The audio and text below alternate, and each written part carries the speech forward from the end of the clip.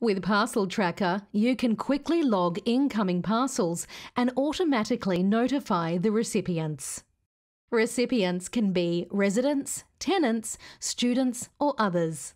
For Parcel Tracker to detect the recipient of a parcel, they need to be in the database. There are 3 ways to log in parcels: the 2-step scan mode, the 1-step scan mode, and manual entry. Let's start with the default 2-step scan mode.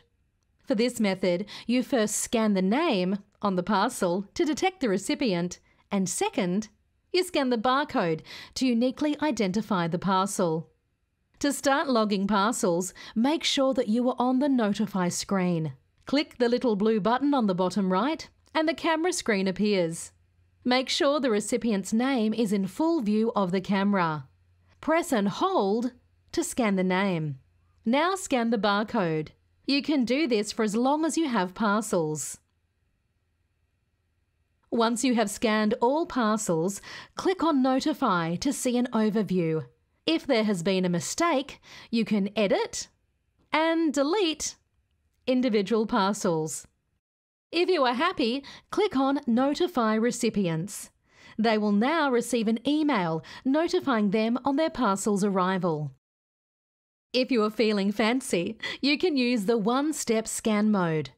The procedure is exactly like previously described, except that you can run a single scan on both the name and barcode.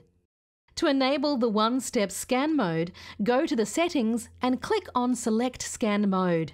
Choose Single Scan Mode. Now, when scanning, make sure that you have the name and barcode in full view of the camera and simply hold to scan. Rest assured, even if there is no barcode, the scan still works. Just press and hold and confirm the recipient.